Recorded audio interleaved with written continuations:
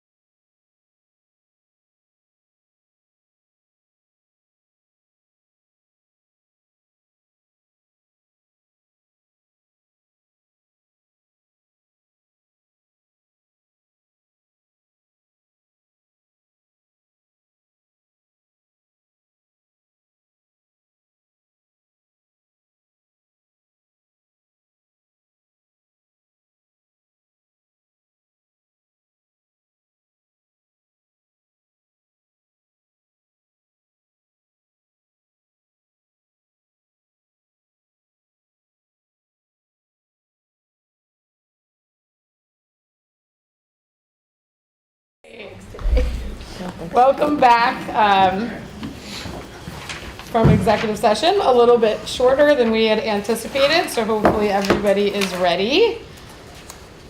Turn my mic on. Not that I need it, right, Taryn? All right, so this is our final meeting of the year, and I just want to, again, thank all of the team, my colleagues, our wonderful AG's office, OIT, our court reporter, all of you for everything that you have done over the year to help make these meetings successful, exciting, but also everything that you have done at the BPU for the last year. It's a wonderful organization because of all of the people in this room and outside of the room. Also, just wishing everybody a happy holiday season, happy new year for those that we won't see. Want to quickly acknowledge the Homes and Hira technical conference and the team that worked on that. We had over 200 people show up in person and virtually to discuss the equitable creation of new rebate programs for electric appliances. So that was a great technical conference, and there will be more opportunities for stakeholder engagement over the next year, as I'm sure you are all anticipating eagerly. We have a few new staff people that I want to acknowledge. Jesse Flax from the Division of Audits, Alexandria Puza from Budget and Finance, and Sam Smith from the Office of Broadband Connectivity. If you could just raise your hand so that everybody knows you.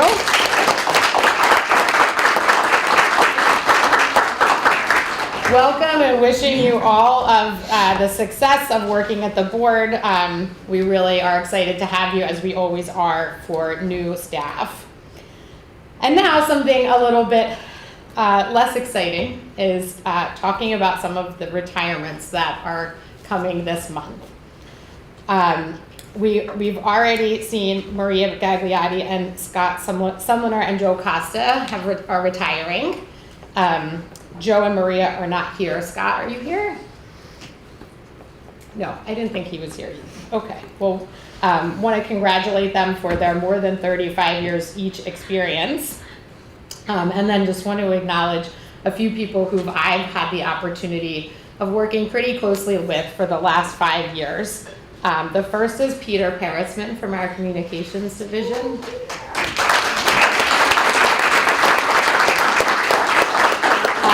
Peter and I worked very closely together when I was here as a staff person.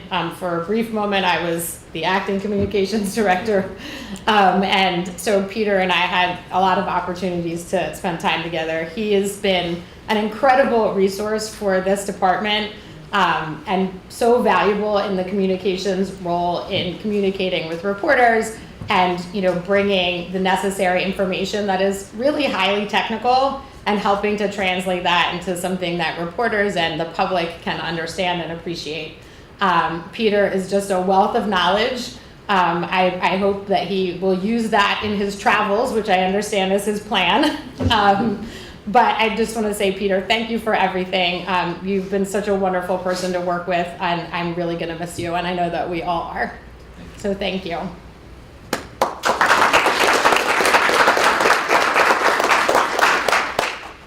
And this other one is also hard for me. Jim Ferris and I started on the same day over 5 years ago as staff people. Jim has been instrumental in leading our offshore wind program. And through all of the ups and downs, he has been a consistent friend and mentor and colleague to so many of the people at the board. Many of you are in this room. Jim was very close to President Fioraliso, as was I, and I think we both took his loss very hard.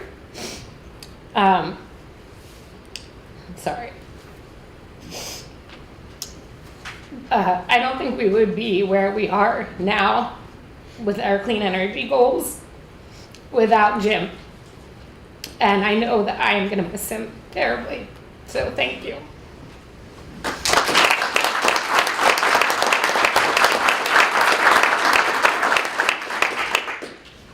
I'm quite sure that my colleagues will have some comments as well, but I want to start with Commissioner Holden. Well, I have rather lengthy comments because after 12 years of being on this board, many of you are unaware that this is my final board agenda meeting. Is either the best, worst kept secret or the worst, best kept one. But before I go through my little soliloquy, I have to acknowledge someone who was a longtime BPU staffer, and I knew him very well from Waterworld. Baba Akula, and those of you in JUA will understand. There's a quarter up here for you. I'll collect. For those of you who are unaware, I'm almost tempted, but don't worry, I won't break into Broadway show tunes. I feel somewhere between Evita and Annie. I've really been affected by the shock and tears of some, hence the "Don't Cry for Me, Argentina," and feeling of relief that the sword of Damocles has been lifted from overhead, hence the sun will come out tomorrow. As a holdover, was I going to be reappointed or not? So I have been here a very full 12 years, beginning in January 2012. What a wonderful opportunity to use all I had learned in borough government for 14 years, including managing Madison's electric utility and water and wastewater utilities. I am grateful to Governor Christie for recognizing my background and making me the first commissioner to actually have had real hands-on utility experience.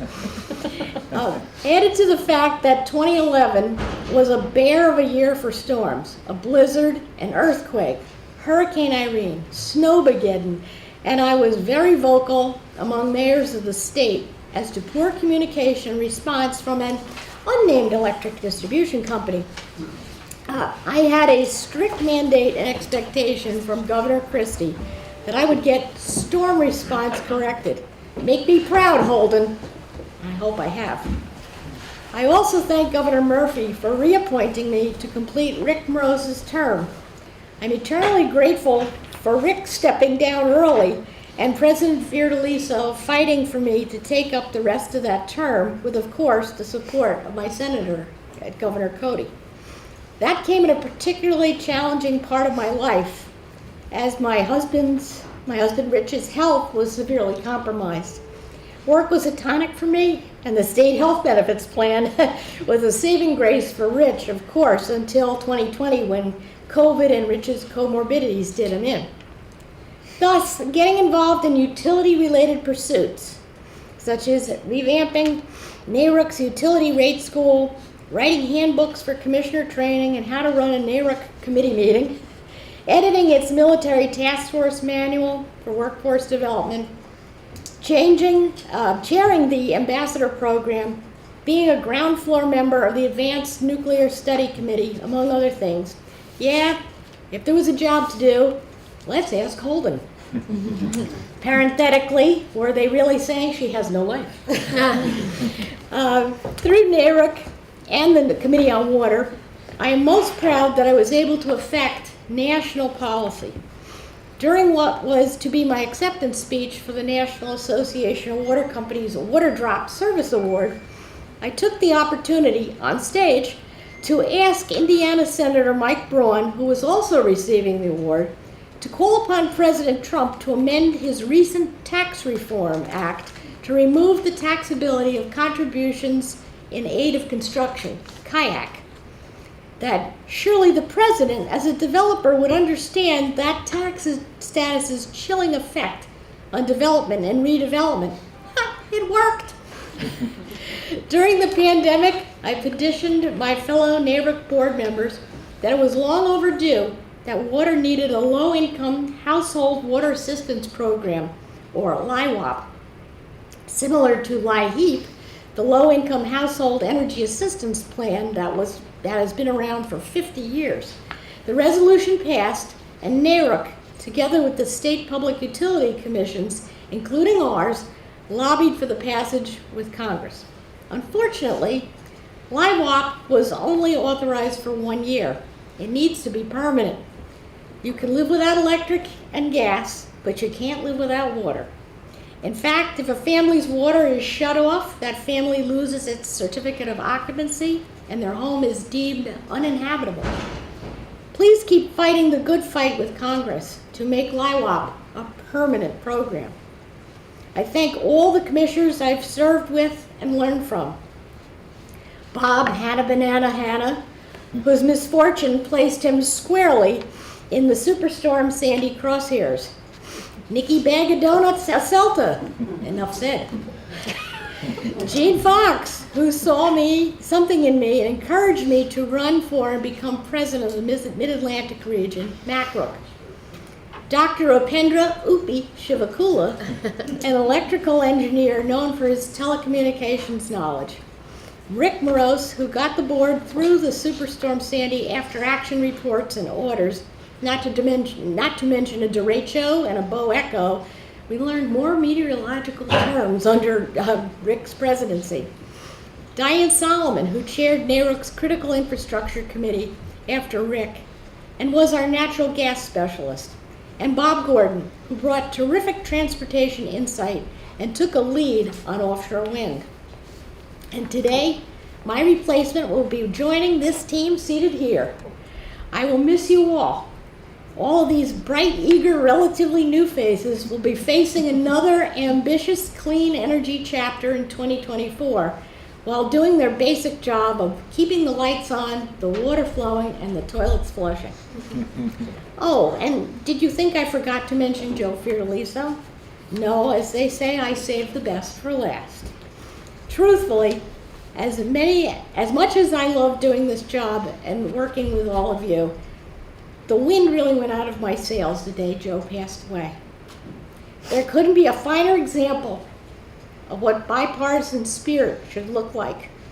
Sure, you could rile up Joe with a Trump remark here and there, but always followed by laughter, sometimes to the point of tears, and he'd come out with an, oh God, a snort, and maybe we'd talk seriously again, or not. The point is, we really left partisanship at the door. We knew we served every New Jerseyan, not just those affiliated with our political party. And foremost, we took our job seriously, but not ourselves. There was no fun without work and no work without fun. How many of you stood confused when we were on the 7th floor and Evelyn and Joan would try to schedule a joint briefing and Joe would suggest, how about 12:15? And I'd say, oh, can't you make it 12:15? We'd go back and forth like that, and finally he'd say, oh, all right, you can have your way this time, 12:15. And of course, we were both dyed-in-the-wool Yankee fans. We also drove to some meetings together. Williamsburg, Hershey, DC, and time would fly by. But one trip in particular stood out. We stopped for gas on a Sunday at the Maryland House on our way to Washington. Someone gets out of their car and took a picture of us while Joe was pumping gas. So I took a picture of their car and license plate and emailed it immediately to Lenny Gilbert. Sure enough, that person sent the photo of us with a complaint to State DOT stating that this older man was abusing use of a state car on a Sunday with some blonde in the front seat who took my picture. For years after that, whenever I went to that station, I would take a photo at the pumps and text it to Joe. Needless to say, he knew he could count on me. I miss him dearly. And rounding it out, I mentioned the great Evelyn Dallin, who was my assistant for 9 years. How many people do you know who, despite being treated for lymphoma, would take her laptop to the hospital during treatments and continue to work? Like, Evelyn, stop. Kathy Newhouser, her successor, what a worker. So organized. In her spare time, she has really coordinated and made the NARUC ambassador program efficient. And I make sure she gets the credit, not me. She's the 7th floor cheerleader, coordinating potluck lunches with Anissa, Enid, and Angie, including salsa tastings, cookies, homemade relish, and makes unique bars of natural soap. She's the keeper of the calendar and points me in the right direction. And then there were my aides. One has been better than the next. Maria Zazzara was first. She was an electrical engineer who had worked for the New York Power Authority for many years. Her husband had just passed away, and I asked her if she was interested in being my aide. Learning of her past experience, Rick Morose asked if she would help Cynthia Holland on FERC matters, which she savored. Rob Glover came next. He is now a deputy rate counsel and was meticulous and the first to create bench memos for me, following the guidance of Heather Weisband. Rob always thanks me for hiring him, as he was then able to propose to his wife, Kelly.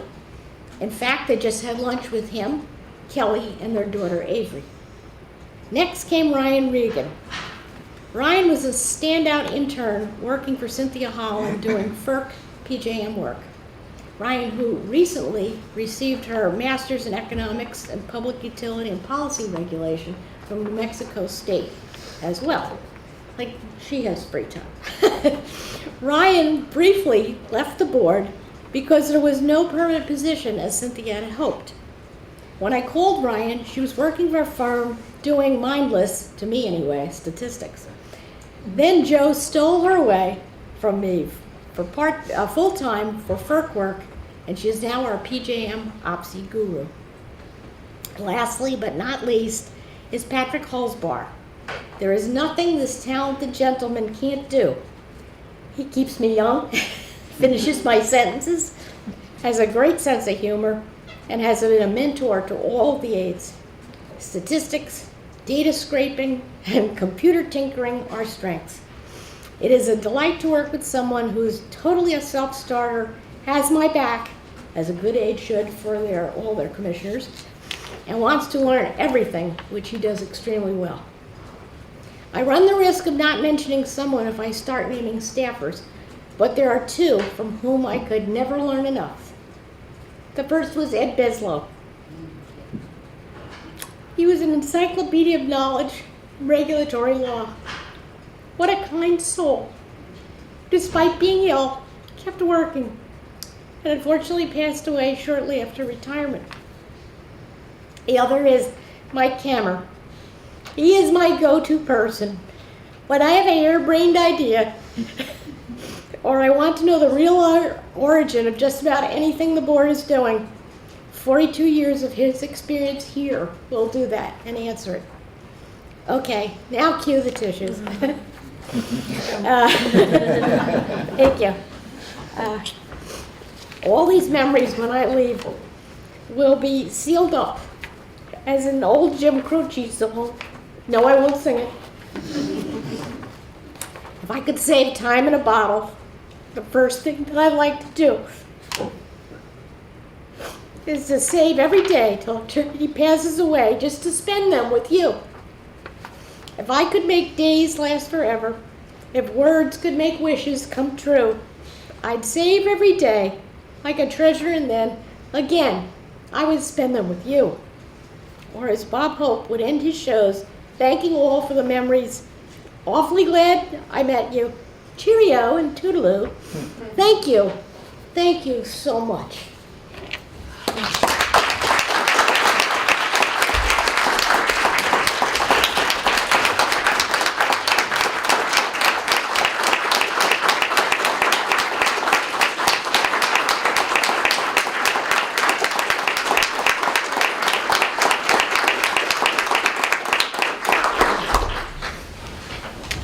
Thank you, Commissioner. I'm not sure any of us up here can do justice to your accomplishments, but I will say thank you personally from me for all of your support and all that you have done for the board and for the people of New Jersey for the last 12 years. Thank you. Well, that's virtually impossible to follow. So thank you for that, Commissioner. But really, you were the first person who reached out to me. When I was nominated, I got a call and a message on my phone from someone who said, "This is Mariana Holden. I hear you're going to be a new commissioner. Give me a call." So I called her, and we became dear friends from that instant. And it has survived now all that time, and it will continue until the long run. I can't thank you enough for all you've done, not just for me, that would be too selfish, but for all you've done for New Jersey and for this board. You have not just been a wealth of knowledge, but you have shared it. If there's something you didn't know, you found out and reported back. You care. As a public servant and as a commissioner on this board, you do more than just your job. You care about what happens. And that's a unique quality. And that's something which we will take away with us. And if we could care half as much as you have, then we'll be successful. So I want to thank you so much for that.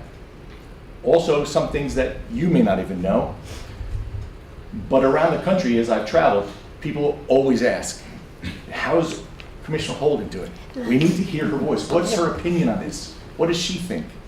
Whether it's NARUC or MACRUC or PJM or anywhere, you are so highly regarded, and that elevates our entire team and our state. So on behalf of the board, on behalf of ratepayers, citizens, and New Jersey, we can't thank you enough. You are an ambassador in the NARUC program. You're a Goodwill ambassador for New Jersey. Please don't ever stop that. We need you, we need your voice. And when you referenced Annie before, I thought you were going to go to It's a Hard Knocks Life. I have 3 daughters, so I know every song and every dance number in Annie. I've been Daddy Warbucks and making promises for as long as I can remember, so I thought that might have been the reference that you were going for. But we just have to reflect one more moment on this past year. Peter, we're going to miss you so much. You've done such an incredible job. Sometimes when I really didn't understand what the hell the board memos were all about, I would just wait for your press release.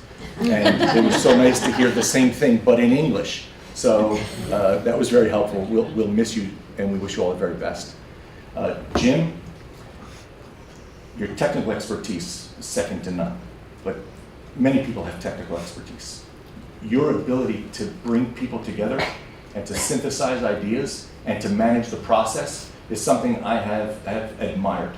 And as a management professor for decades, seeing someone with that skill and that interest is rare, unique, and it's an honor to see and to work side by side with.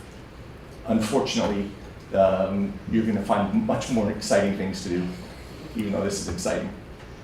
More Yankee games. I promise I'll learn something about the sport, about which I know nothing, but I promise I'll get there eventually. Hopefully we can go to a couple of games together and you can teach me the finer points. But you'll be so missed here. Your imprint will last well beyond our tenure here, because what you're doing is going to last for generations. And I know you know that, and I know that's how seriously you took it. So thank you, and we greatly appreciate it. And I personally admire the way you got it all done. And we would all be remiss if we didn't remember the biggest loss we all faced this past year. President Fiordaliso was our guy, and he will always be remembered as such. He put an indelible mark on this agency. He loved it, we loved him, and I know that he's looking down saying, keep going. And as people will come to replace us all in the natural cycle, this mission will continue. And I called Patrick Kennedy just a while ago to ask if I could plagiarize his father, Ted, the senator, who reminded us always that the cause endures, the work goes on, the hope survives, and the dream will never die. So thank you all very much. Very happiest of holidays to you. Merry Christmas, Happy New Year, and the happiest and healthiest 2024. Thank you. I have the hardest acts to follow. Clearly, I don't have a quote prepared, but I can't go without acknowledging Peter for your service, and Jim, who has been so patient and has accommodated multiple meetings at random hours and answered an infinite amount of questions. And clearly, I've told you in person, but your value to this agency is it's really invaluable, and you will be greatly missed. But we wish you a wonderful retirement, and we can't wait to hear about all of your adventures. And Commissioner Holden, where do we start? I also received a phone call when I was first nominated to the board from Commissioner Holden with her spirit that you've seen and that we've all come to love, that she was encouraging, and she has been just an infinite source of knowledge to me, a resource. She has, with the emails and the conversations and the links to various sources, she is just a wealth, and to say that she will be missed is an understatement. I wish you the absolute best, and I do very much hope that we will stay in touch. Thank you. Okay, we're gonna have to move very quickly to stay within our time, our allotted time, or the allotted time that I've been trying to meet. Thank you all. Before we get to the general agenda, can we please have the consent agenda?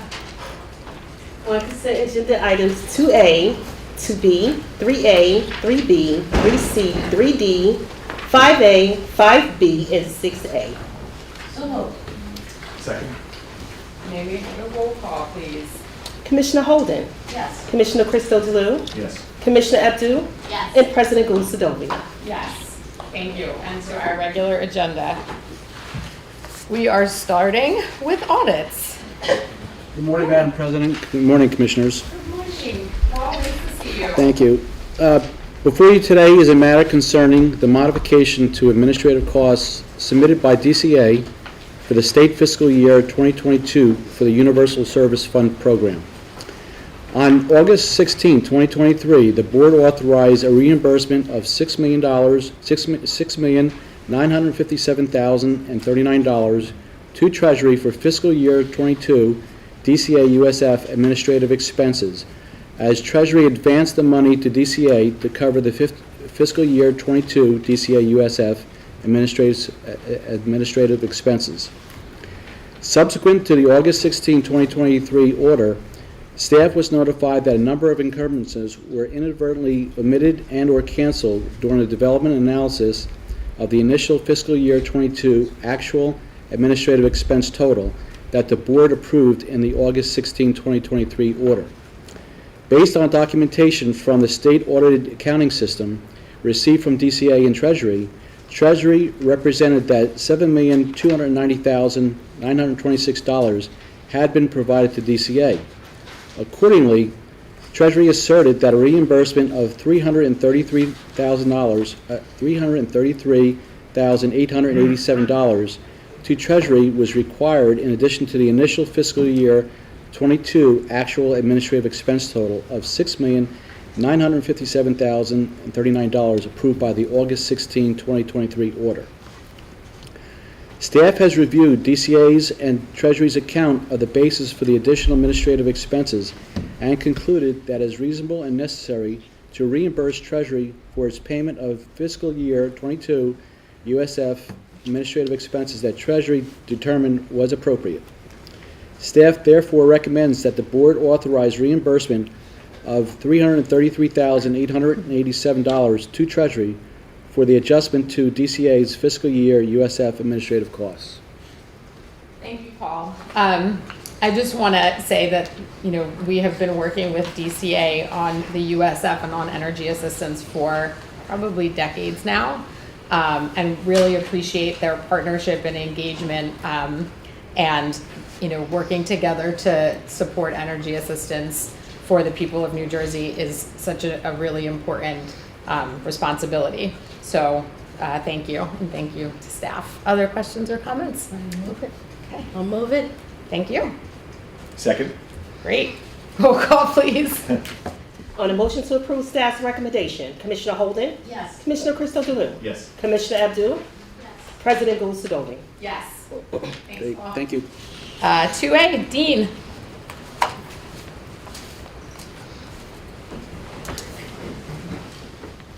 Good morning, Madam President and Commissioners.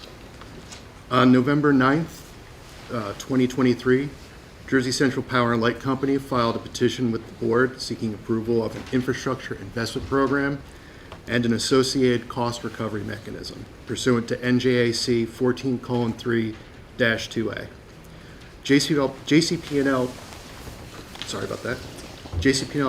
has proposed a 5-year program beginning in June of 2024 with a total investment level of approximately $934.8 million.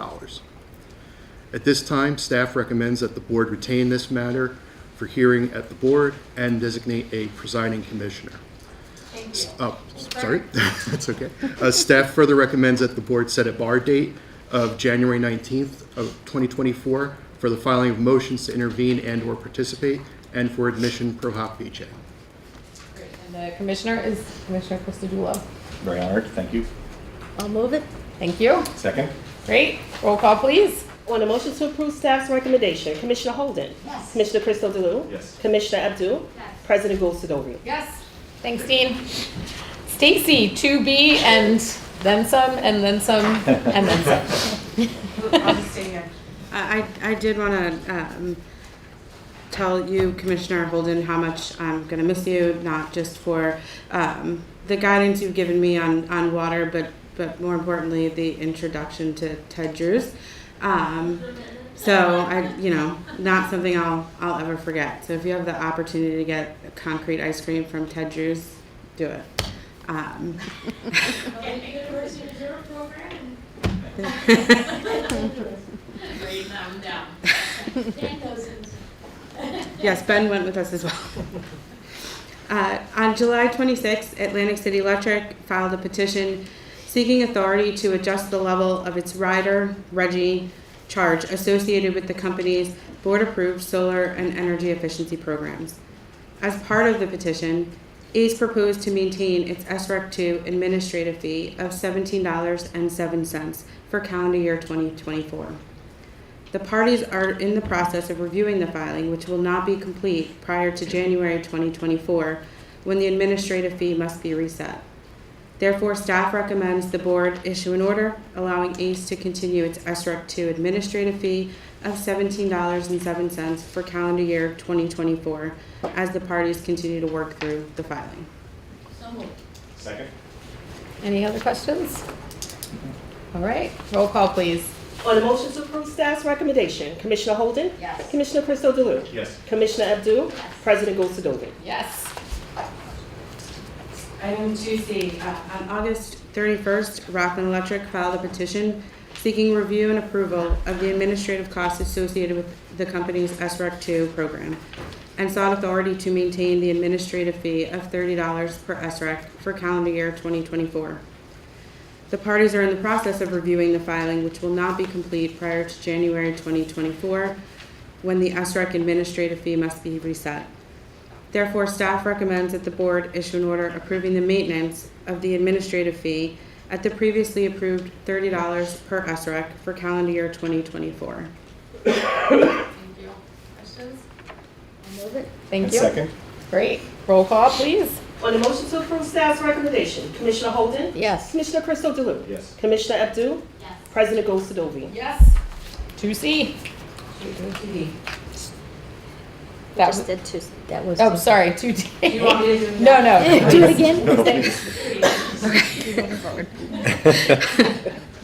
On May 5th, 2023, Rockland filed a petition seeking authorization to defer on its books for accounting purposes administrative incremental preparation costs of approximately $4.8 million incurred by RICO associated with Tropical Storm Nicole, Winter Storm Elliott, Winter Storm Piper, and Winter Storm Sage. The parties have executed a stipulation recommending the board authorize RICO to defer, for accounting purposes, the $4.8 million in incremental storm preparation costs. These costs would be subject to a prudence review in the company's next base rate case. Staff recommends the board issue an order approving the stipulation. So moved. Second? Questions? Roll call, please. On the motion to approve staff's recommendation, Commissioner Holden? Yes. Commissioner Christodoulou? Yes. Commissioner Abdul? Yes. President Gold-Sidovia? Yes. 2E. 2E. On November 1st, Rockland Electric filed a petition seeking to implement revised retail transmission rates to reflect FERC-approved changes in the company's transmission rates, including the Schedule 1A, scheduling, system control, and dispatch rates. The company requested that the board waive the 30-day filing requirement and approve the proposed retail transmission rates effective December 1st, 2023 and January 1st, 2024. Additionally, RICO proposed to use the BGS reconciliation charge as a means of collecting the transmission revenues due to the fact that the FERC approved changes became effective August 30th of 2022. As a result of the petition, a typical residential customer would see a monthly increase of $2. Staff recommends that the board approve the FERC approved changes effective January 1st, 2024. Staff further recommends that the board waive the 30-day filing requirement and authorize RICO to use the BGS reconciliation charge to collect and/or refund any difference due to the effective date of the FERC change. And finally, staff recommends that the board direct RICO to file revised tariffs by January 1st. So moved. Second. Questions or comments? Roll call, please. On the motion to approve staff's recommendation, Commissioner Holden, Yes. Commissioner Crystal Delue, Yes. Commissioner Abdul, President Gulsadovia. Yes. One more. On February 1st, Jersey Central filed a petition seeking adjustments to its rider RRC rate components. JCP&L also sought to maintain its SREC 2 program administrative fee for calendar year 2024 at $17. Throughout the course of the proceeding, JCP&L updated the petition to include actual information through September. The parties have executed a stipulation recommending adjustments to the rate components of the rider RRC consistent with the update and recommends maintenance of the SREC 2 program administrative fee. As a result of the stipulation, a typical residential customer would see a monthly increase of 91 cents. Staff recommends the board approve the stipulation and direct JCP&L to file revised tariffs by January 1st. So moved. Other questions? Roll call, please. On the motion to approve staff's recommendation, Commissioner Holden, Yes. Commissioner Crystal Delue, Yes. Commissioner Abdul, President Gulsadovia. Yes. Thank you, Cece. Wanda.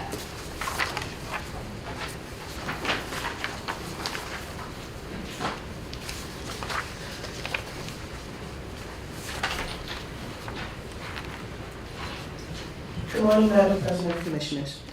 I'd just like to say, Commissioner Holden, you are definitely going to be missed. I truly enjoyed, as you said, watching the friendship between you and Commissioner Joe, and the joint briefings you used to do were always so much fun. So we'll definitely miss you, and best wishes in your future endeavors. Item 3A involves the first phase of the renewal process of the system-wide franchise for Cablevision of Oakland and requests for board approval of the release of the ascertainment report by the Office of Cable Television and Telecommunications. In 2006, amendments to the New Jersey Cable Television Act were enacted, creating the ability for new entities to be granted a system-wide cable television franchise from the board. The amendments also provided existing traditional municipal consent-based cable television franchises to be converted to a system-wide cable television franchise by providing notice to the board and the affected municipality without the requirement of prior board approval. On March 20th, 2009, Cablevision converted its franchise in the township of Cedar Grove into a system-wide cable television franchise. This conversion was memorialized by a board order and granted Cablevision a system-wide franchise for a 7-year term, which expired on March 20th, 2016. That franchise was renewed for an additional 7-year term in March of 2016, and that franchise expired on March 20th, 2023. Since the initial conversion, Cablevision has converted an additional 38 municipalities, resulting in a total of 39 municipalities currently being served. Franchise renewals are governed by the Federal Communications Act, the State Act, and the board's rules. Ascertainment is the term utilized in the Federal Act to explain the fact-finding process used to examine the past performance of the cable operator and identify the future cable-related needs of the community being served.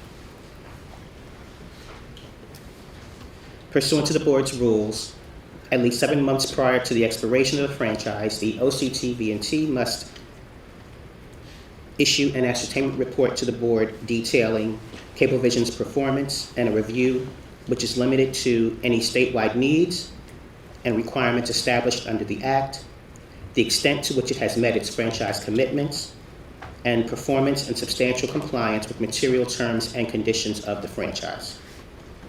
On August 26, 2020, Cablevision notified the board of its intention to renew its system-wide franchise, and on November 2, 2023, the OCTV&T notified Cablevision of its intention to review Cablevision's performance under the system-wide franchise pursuant to the guidelines. Concurrently, the OCTV&T invited Cablevision to file comments on its performance under the system-wide franchise, which were filed on December 1st and amended on December 8th. Cablevision maintains in its comments that it has substantially met all franchise commitments required under the Act, including the provision of public educational and governmental or PEG access programming, return lines, equipment and training, free basic cable and internet connections to schools, libraries, and municipal buildings, and compliance with consumer protection requirements, and that it will continue to fulfill these obligations by ensuring customers have access to service as well as being delivered over an upgraded network and supported by responsive operations and customer service resources. The report prepared by the OCTV&T addresses Cablevision's comments and reviews its past performance. Following the issuance of the ascertainment report, Cablevision will file its formal franchise renewal application, and 2 public hearings will be held to provide opportunity for public comment prior to the final board review. Staff therefore recommends board approval of the release of the ascertainment report in compliance with the renewal process. So moved. Second? Questions? Roll call, please. On a motion to approve staff's recommendation, Commissioner Holden? Yes. Commissioner Christo Delu? Yes. Commissioner Abdul? Yes. President Gul-Sadovich? Yes, thank you. Thanks, Luanda. Next up, Valerie.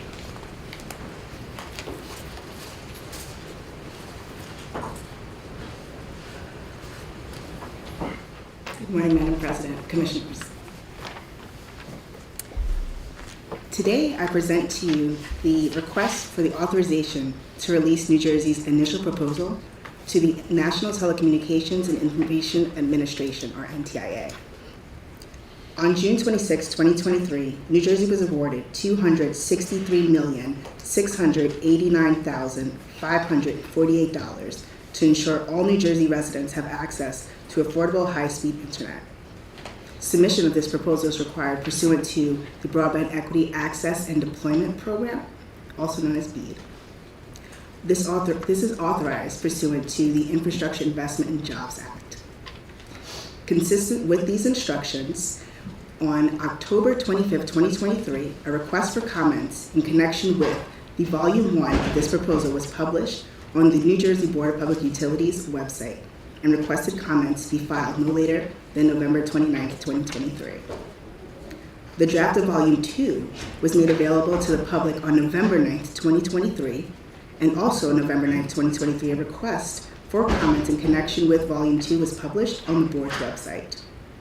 Following the close of the comment period for Volume 1 and 2 of the initial proposal, board staff finalized drafts of Volume 1 and 2 with consideration afforded to the comments filed by the public. With the comment period have closed on December 8, 2023, and the due date for submission of this initial proposal to NTIA approaching, staff recommend that the board authorize the submittal of the drafts of Volume 1 and 2 of the initial proposal to NTIA on or by December 7th, 2023. Thank you. I'll move it. And second? Thanks.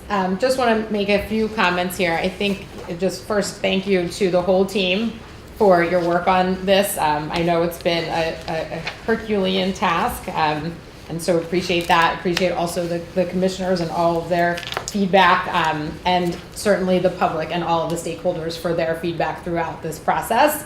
That is so important and so valuable for ensuring that we utilize the federal funding that the Biden administration has provided in the most equitable way. I just want to commend the Biden administration and Governor Murphy for their work around expanding broadband and ensuring that broadband is accessible and available to all of the residents of New Jersey. So thank you. Roll call, please. On a motion to approve staff's recommendation, Commissioner Holden? Yes. Commissioner Crystal Delue? Yes. Commissioner Abdul? Yes. President Gulsadovy? Yes, thank you, Val. Stacy, you're back.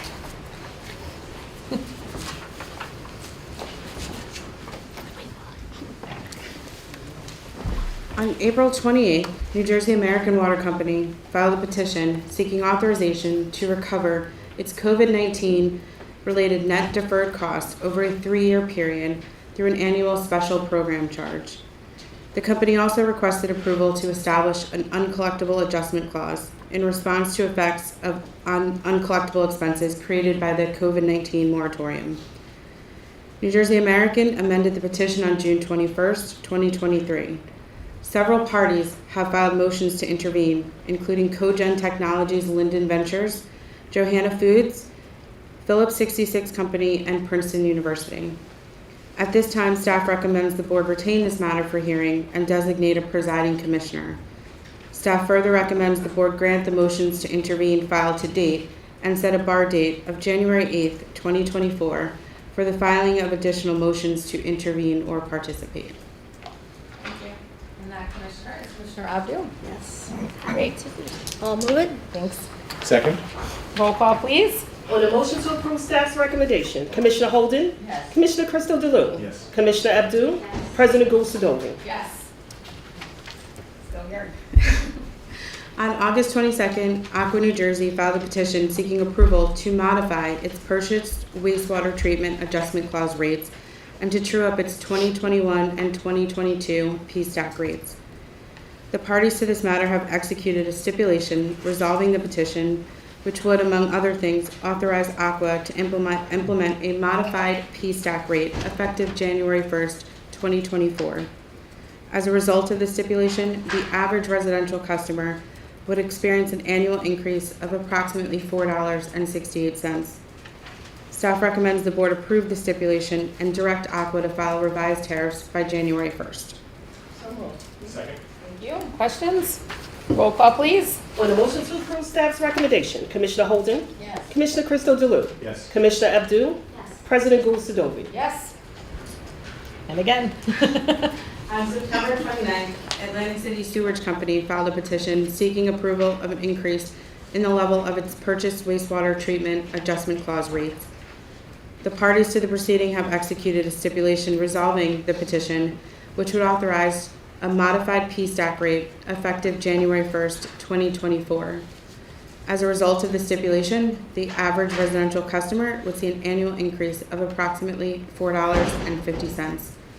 Staff recommends the board approve the stipulation and direct Atlantic City Sewage Company to file revised tariffs prior to January 1st. So moved. Second? Thank you. Questions? Roll call, please. On a motion to approve staff's recommendation, Commissioner Holden? Yes. Commissioner Crystal Delue? Yes. Commissioner Abdul? President Gulsadovy? Yes. Thanks, Stacy. Yeah. Is that it for you? Do you want me to come back? Ben?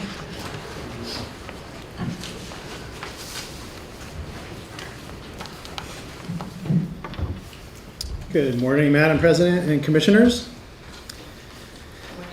First, I just want to say how much I'm going to miss Commissioner Holden and how much of an honor it's been to work with her over the past few years since I came to the board as chief economist. It's really been a special opportunity to get smarter through my conversations with Commissioner Holden, to learn from her incredible background and knowledge and expertise in this area. So you will be missed.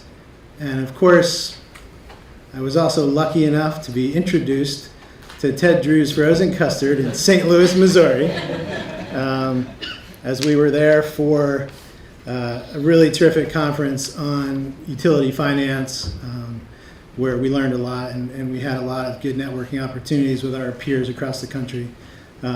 Not to be outdone, though, by the frozen custard. So, Just we're getting no kickbacks from the frozen custard.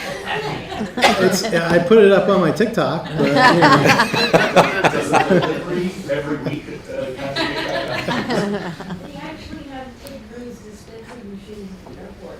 Well, I never tried the machine. You have to have go in person. But you're going to be thinking about that Hawaiian concrete all day today. So, to item 5D. This is the joint petition of New Jersey American Water Company and Environmental Disposal Corporation. The joint petitioners seek approval of a merger without a change in control of either entity.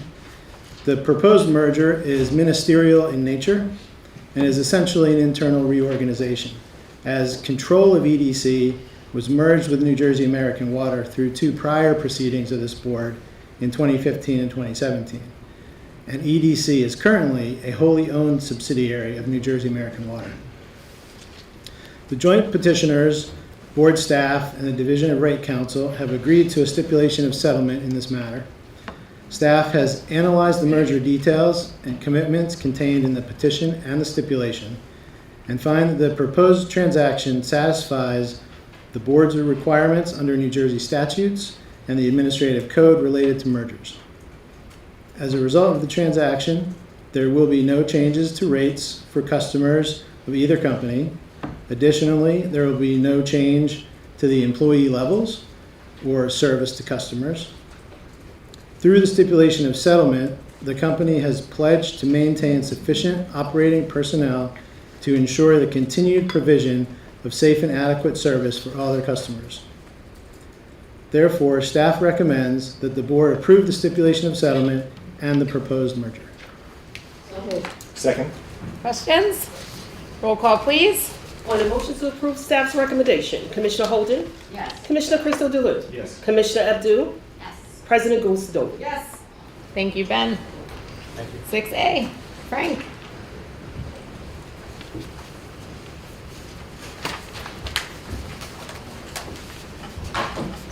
Good morning, Madam President, Commissioners. Item 6A concerns a waiver request received from the 4 gas distribution companies requesting that the board waive the July 1, 2023 effective date of the leak repair rules and implement a new effective date of January 1, 2024. By way of background, proposed amendments to NJAC 14:7, Natural Gas Pipelines, Chapter 7, were published in the New Jersey Register on October 17, 2022, as part of the readoption of Chapter 7.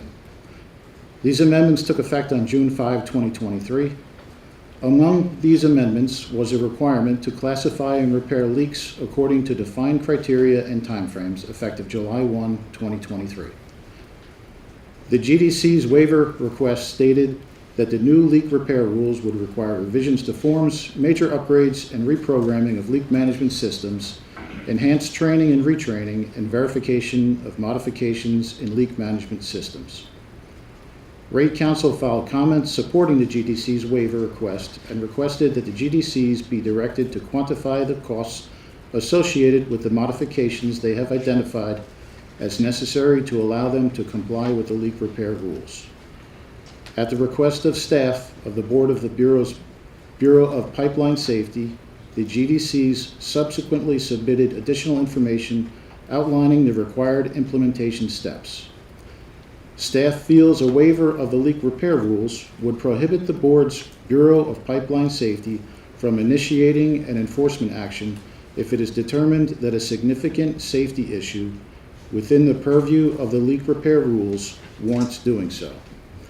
Staff recommends that the Board deny the GDC's waiver request. So moved. Second. Questions, comments? Roll call, please. On the motion to approve staff's recommendation, Commissioner Holden? Yes. Commissioner Crystal Delue? Yes. Commissioner Abdul? Yes. President Goulsdorf? Yes. Thank you, Frank. Moving to clean energy, and we have Kira for 8A. And this was discussed in executive session. Good morning, President Goulsdorf and Commissioners. Before I get started on this item, I just want to acknowledge Commissioner Holden's stalwart efforts on behalf of the public good and her personal enthusiasm for the items that I have worked on, from ensuring innovative efforts to prevent leaks in pipes to effective strategies to steward the environment even as we seek to implement our offshore wind program. So thank you. You will be missed. And your legacy of advocating for the public good is a beacon for all of us to follow. Rutgers University Eagleton Institute of Politics administers an Eagleton Science and Politics Fellowship Program in which PhD level scientists and engineers are placed within New Jersey state government's executive and legislative branches to apply their training and expertise in the development and implementation of state policy. Since 2020-2021, the NJBPU's Division of Clean Energy has annually hosted fellows from the fellowship program to support the division's work. The division has identified the Eagleton Institute's fellowship program as an effective pipeline to bring in scientists and engineers with relevant skills and expertise to help advance the division's clean energy agenda. Given the success of the program over the last 4 years and the division's ongoing need for technical expertise and additional assistance, the division has worked with the Eagleton Institute staff to develop a climate action track within the fellowship program. This track provides an enhanced and expanded opportunity to connect science and policy toward achieving our climate action goals. Staff has prepared a memorandum of understanding to govern this agreement. The MOU would authorize and support funding for up to 4 climate action fellows who will be embedded within and support the work of the division for the 2024-2025 fellowship year. As discussed in executive session, staff recommends that the board approve the MOU and authorize the president to execute it. So moved. Second? Great, and I just want to acknowledge that Kara came from this, the Rutgers Eagleton program, and we look forward to having more fellows just like you. Thank you very much. Thank you. Roll call, please. On a motion to approve staff's recommendation, Commissioner Holden? Yes. Commissioner Crystal Delou? Yes. Commissioner Abdul? President Goul-Sidoti? Yes, thank you. Thank you. 8E, Kevin.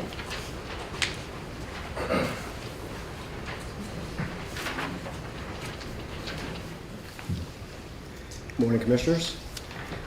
This item addresses a petition submitted by Save Long Beach Island, Inc., requesting a formal hearing to seek a reduction in the OREC pricing applicable to the Atlantic Shores 1 project awarded by the board on June 30th, 2021. This item also considers a motion to dismiss filed by Atlantic Shores Offshore Wind Project 1, LLC. On June 12th, 2023, Save LBI filed their petition with the board.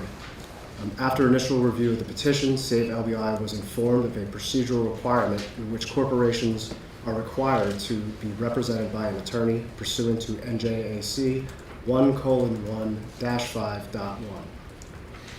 On August 7th, 2023, Save LBI refiled their petition following the retention of counsel. By the petition, Save LBI requested a formal hearing to seek a reduction in the price schedule for Atlantic Shores Project 1, approved by the board in the June 30th, 2021 OREC order. With its petition, Save LBI attached a report with an economic analysis. The report asserts that the OREC order awarding the Atlantic Shores project relied on a flawed cost-benefit analysis. On August 29th, 2023, Atlantic Shores filed a motion to dismiss the petition with prejudice pursuant to NJAC 14:1-5.4b. Atlantic Shores sought dismissal of the petition on the basis that Save LBI was not entitled to a hearing and the board lacks the authority to grant the substantive relief sought. Atlantic Shores argued that per OEDA and board rules, that the board does not have the authority to amend an OREC order without the consent of all parties. Atlantic Shores stated in their moving papers that they do not provide such consent. Atlantic Shores further argued that neither OEDA nor board rules provide for administrative hearings in connection with OREC applications, and as such, the sole venue for any non-party challenge to a board order culminating in an OREC order is to appeal to the Appellate Division of the Superior Court of New Jersey. Atlantic Shores contended that since Save LBI is seeking review of the OREC order, the only proper avenue would have been to file the appeal with the Appellate Division within 45 days from the notice of the OREC order pursuant to NJ Court Rule 2:4-1b, which lapsed in the instant matter on August 14th, 2021. In fact, the Save LBI petition was filed over 2 years after the notice of the Atlantic Shores OREC order. Upon consideration and review of the filings from both parties, staff makes the following 2 recommendations. that the board grant Atlantic Shores motion to dismiss, and accordingly, that the board dismiss save LBI's petition pursuant to NJAC 14:1-5.4B. Thank you. It's a mouthful. So moved. Second. Questions or comments? Just, Kevin, I know how seriously you took this, and I really appreciate the extra work that you did to make sure that your recommendations and opinions are so accurate and valued by all of us. So thank you very much. Thank you. Roll call. On the motion to approve staff's recommendation, Commissioner Holden? Yes. Commissioner Crystal Delue? Yes. Commissioner Abdul? Yes. President Gould Sidoti? Yes. Thank you. 8C.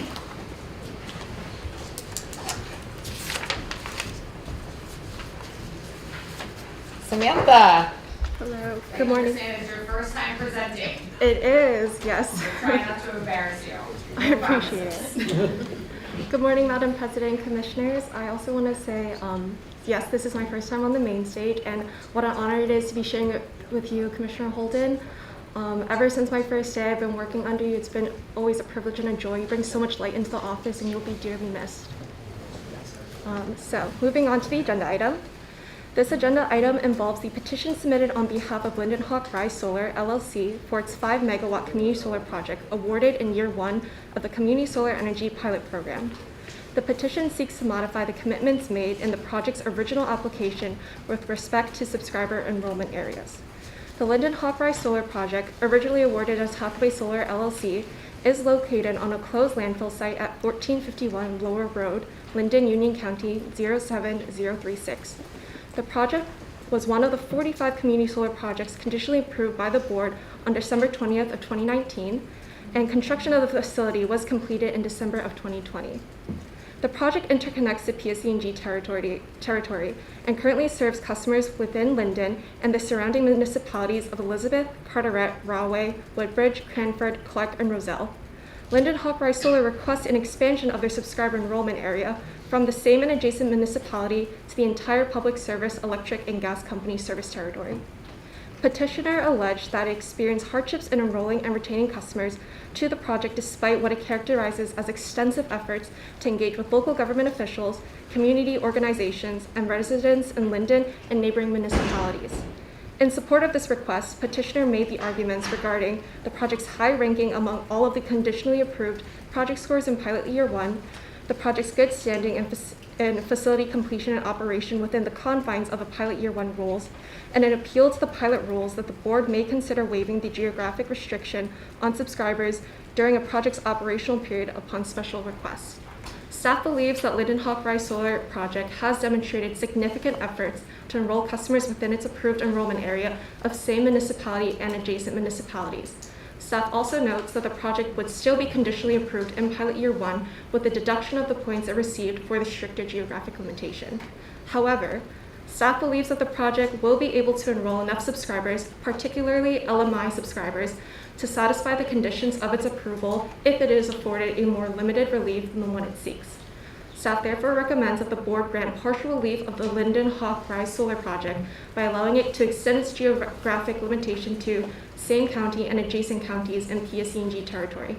Expanding the project's geographic limitation would increase the pool of potential subscribers more than 7-fold. Staff believes this change is more consistent with past relief granted by the board to projects in similar situations. I'll move it. And second? Thank you. Roll call, please. On the motion to approve staff's recommendation, Commissioner Holden? Yes. Commissioner Crystal Delue? Yes. Commissioner Abdul? Yes. President Gould Sidoti? Yes. Thank you, Samantha. And as again, we've deferred 8D, that brings us to the end of our agenda. Before we entertain a motion to adjourn, I just want to say thank you again. I know we're sad to lose some of our esteemed colleagues and friends. And they've provided such a wealth of knowledge and support and leadership on various issues that the board works on. But I want to commend all of the staff and my colleagues here at the BPU for all of the work that they've been doing over the last year. And we are bringing on new staff members and new technical experience, and we look forward to working with those individuals in 2024. So have a safe and wonderful holiday and a very happy new year to all of you. And we will see you next year. May I have a motion to adjourn? So moved. And seconded. All those in favor? Aye. Great.